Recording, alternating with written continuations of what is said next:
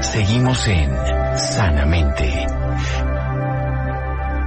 Seguimos en Sanamente de Caracol Radio. Los interesados a la nota anterior de la doctora Ávila, www.mediarte.co. Es importante tener en esto. Vamos a hablar ahora de las fobias más comunes. Se pueden curar, puede paralizarse la vida como consecuencia de una fobia. Vamos a escuchar la nota.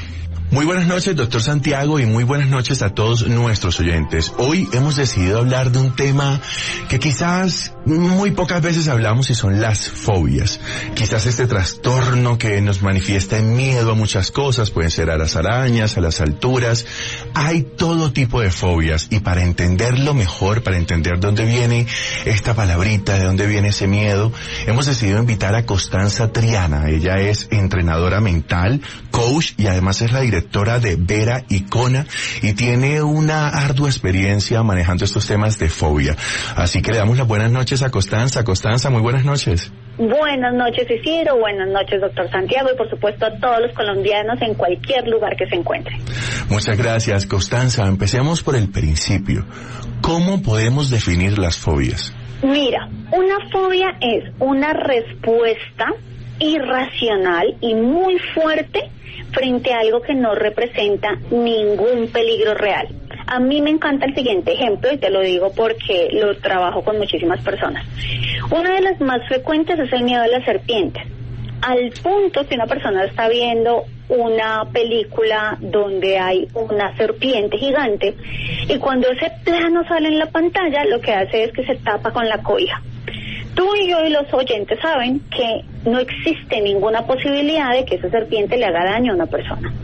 Sin embargo, esa persona se asusta como si la serpiente estuviera ahí al lado en su cama. Esa es la mejor forma de explicar una fobia. ¿Ves? Es una respuesta muy fuerte, súper irracional, a algo que no tiene la capacidad real de dañarte, pero que durante años le hemos enseñado al cerebro: ¡ay, eso me asusta horriblemente! ¡Ay, le tengo fobia al dentista! Así que tu cerebro, como la excelente máquina que es, simplemente repite un comportamiento. Cada que vea ese animal tengo que taparme y asustarme y ponerme rojo y sudar, ¿sí?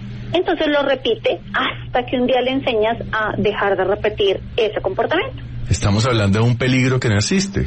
En la inmensa mayoría de los casos sí, porque fíjate que, por ejemplo, las 5 más frecuentes en mujeres según nuestro sondeo a nivel nacional es miedo a las arañas, sí, salvo que fuera una venenosa, pero estamos hablando de las arañitas típicas de ciudad, pequeñitas, esas no te van a hacer nada. El miedo a las alturas, el miedo a los lugares cerrados, a los rayos, eso sí que pasa cuando estamos en temporada invernal. Esas son de mujeres. Ahora, si quieres saber lo que nos dio el sondeo de hombres, está, en primer lugar, ¿cuál crees? Miedo a las agujas. Yo entro ahí en esos. Ok, fíjate. En el segundo lugar, bueno, alguien que no podría hacer tu trabajo, glosofobia, que es el miedo a hablar en público. En el tercero, el miedo a la sangre. Cuarto, el de serpientes que estábamos hablando. Y 5, que es relativamente nuevo y está muy conectado con este mundo hiperconectado en el que vivimos. La gente tiene mucho miedo a ser juzgado negativamente en su entorno social, ¿sabes? Sus compañeros de trabajo, sus amigos, la gente que tiene en sus redes sociales. Entonces, si tú te fijas con esa enumeración de esos 10 que hicimos, pues honestamente, no estamos hablando de un elemento que tú tengas al frente que vaya a ser letal para ti. Estamos hablando de una respuesta que la persona aprendió a desarrollar, frente a lo cual su cerebro viaja a una velocidad increíble a todos los episodios negativos que ha tenido en ese momento. Mira que cuando tú dijiste que también te pasa la del miedo a las agujas, melanofobia, seguramente, y tú me corriges, uno siempre tiene una historia para decir eso, ¿no? Uno dice, no, lo que pasa es que desde un día que me sacaron sangre y me dolió y yo no sé qué, uno tiene una historia, o a mí me contaron, o mi mamá dice que yo desde que tenía 5 años y de una aguja lloré. Uno tiene una historia para justificar esa reacción que tiene. Me gusta que tocas ese tema, Constanza, porque según el Instituto Nacional de Neurología y Neurocirugía de Manuel Velasco, que está en México, dice que el 9% de la población mundial sufre alguna fobia, lo que da cuenta de que es una cosa mucho más común de lo que pensamos. Y usted contaba que todos tenemos una historia detrás con esa fobia. ¿Todas las fobias vienen creadas de algo? Puede ser incluso algo que nos pasó en la niñez y que de pronto no nos acordamos o no reconocemos. La inmensa mayoría, tienes toda la razón, la inmensa mayoría, y me encanta esa fuente que citas porque te muestra la magnitud del problema. Si tú me preguntaras a mí, yo tengo cantidad de personas con las que he trabajado que me dicen, no, mira, es que yo llevo años sin visitar a mi mamá porque ella vive en el campo y yo le tengo miedo a los insectos, o sea, es que no lo supero. O gente que, sabes que ahora la mayoría de las personas tienen mascotas, y si tú le tienes fobia a los gatos o a los perros, pues obviamente no vas a visitar a tu familia. Entonces yo le hago caer en cuenta a la gente la importancia de superar las fobias, porque en serio limitan tu comportamiento, limitan los lugares a los que viajas, limitan la gente a la que visitas y seguramente amas. Así que sí, tiene mucho que ver con lo que te ha pasado. Y tengo una forma facilísima de explicarte. Imagínate que esta escena todos los colombianos la conocemos, ¿no? El típico paseo de piscina y hay primos mayores y menores, ¿no? Y hay un primito que dice, ve, Constanza está pasando por la piscina, la vamos a empujar. Entonces imagínate que Constanza, que es una niña de 3 años y cae a la piscina, o 4 o 5, ¿qué pasa? Ella empieza a experimentar el agua, su cuerpo se hunde, los oídos se cierran, siente miedo, pero además en segundos se lanza al primer hombre que está cerca, su papá, un primo, un hermano, y la saca del brazo, y entonces su cuerpo registra esa brusquedad, ¿cierto? Pero para acabar de completar, cuando la niñita sale, escucha que la mamá está llorando y dice, ay, que se muere la niña. Mira que todos los sentidos le llevaron una información al cerebro de, ay, esto fue de vida o muerte, o sea, se salvó, mejor dicho, por un milagro, ¿no? Desde entonces, esa niña registra el miedo al agua.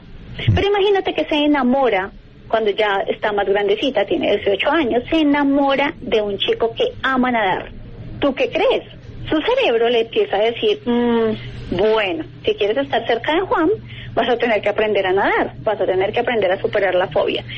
Y el cerebro es una máquina tan preciosa que cuando tú le empiezas a enseñar, oye, meterme a la piscina es posible, puedo empezar dando unos primeros pasos, luego voy avanzando, no tengo por qué lanzarme a hacer un clavado, también puedo empezar usando las escaleras, me voy metiendo en el agua, voy ganando distancia, voy ganando seguridad. Tu cerebro dice, ¡ay! Ve, no tenía que ponerme a llorar, ni sudar, ni no, ve, yo puedo controlar la situación. Es eso lo que pasa. La gran mayoría, te digo, me dicen, no, es que cuando tenía X años me pasó X cosa. Y esa película que creamos, haz de cuenta que fuéramos un cineasta maravilloso, le dimos repetir, como esa canción que te encanta, y te aprendiste de memoria una reacción irracional frente a algo que no te va a hacer daño. Se vuelve un discurso aprendido. Constanza, total. Es posible, bueno, hay algunas fobias con las que las personas dirán, yo vivo con esto, no me afecta, como que no creen que sea algo tan importante. ¿Las fobias se pueden catalogar? O sea, ¿en qué momento uno puede sentir que la fobia se convirtió en un problema? Por ejemplo, que no me deja trabajar o que no me deja hacer esto. ¿En qué momento hay que pedir ayuda con las fobias? Hay 3 indicadores. 1, esa fobia que tú tienes te aísla socialmente. 2, te alcanza a cambiar tu estado de ánimo. Es decir, tú dices, ay, tan rico es donde fulano, uy, no, pero allá llueve mucho, no, eso es una noche con rayos y truenos, yo no puedo con eso, y pum, te cambia el ánimo, ¿no? Estabas súper ilusionado con ir a hacer esa visita y luego terminas muy triste. Y 3, que es importante que la gente lo sepa, hay algunas fobias que generan que la gente consuma medicamentos, o sea, esto que llamamos productos naturales o un medicamento farmacéutico tradicional.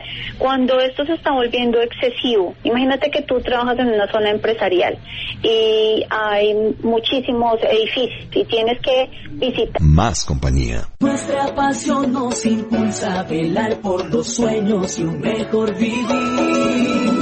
Nos apasiona el progreso, el ahorro y dar crédito a nuestro país. Nuestra pasión es mejorar su vida, es financiera como Ultrasan. Vigila Supersolidaria, inscrita a Fogacop. Es estremecedor, o cuando yo estoy en contacto con la sangre me siento vulnerable. Entonces estamos muy atentos los entrenadores mentales.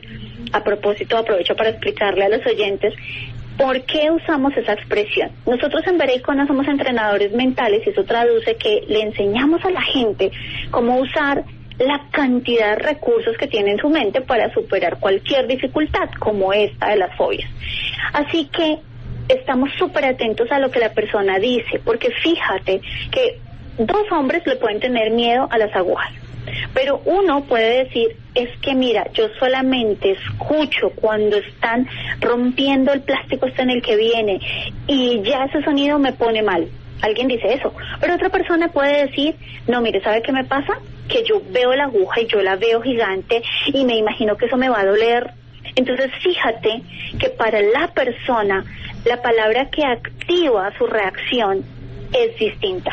Hay alguien que la ve gigante, hay alguien que escucha el sonido de cuando la sacan del empaque. Esa información es muy valiosa porque todos los seres humanos registramos en nuestro cerebro a partir de lo que recibimos como estímulo afuera.